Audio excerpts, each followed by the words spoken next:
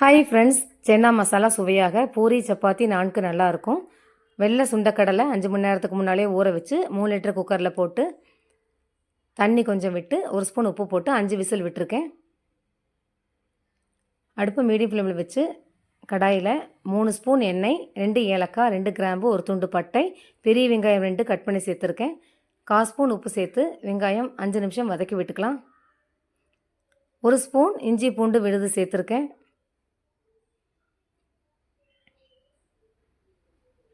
பச்சை மிளகா 1 நடுவில் கீரி போட்டிருக்கேன்.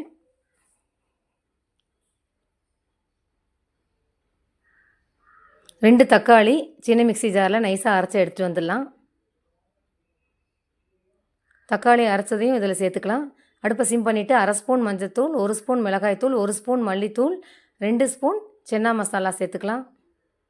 1 ஸ்பூன் உப்பு போட்டிருக்கேன். அடுப்பை சிம் பண்ணிவிட்டு கலந்து விட்டுக்கலாம். மசாலா பச்சை வாசம் போகட்டும். எண்ணெய் கம்மியாக இருக்குன்னு 1/2 ஸ்பூன் எண்ணெய் விட்டுருக்கேன். சுண்டல் நல்லா வெந்துருச்சு. ஜீரகப்பொடி 1 ஸ்பூன் போட்டிருக்கேன். கலந்து விட்டுக்கலாம்.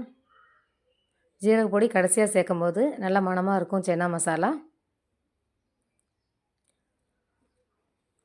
வெந்த சுண்டல் 2 ஸ்பூன் தனியாக எடுத்து வச்சு சுண்டல் தண்ணியோட மசாலாவில் சேர்த்துக்கலாம்.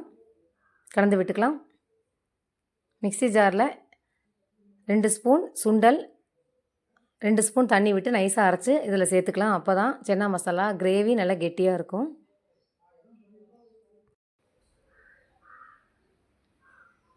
உப்பு கம்மியாக இருக்குன்னு 1/2 ஸ்பூன் உப்பு, 1 டம்ளர் தண்ணி சேர்த்துக்கலாம்.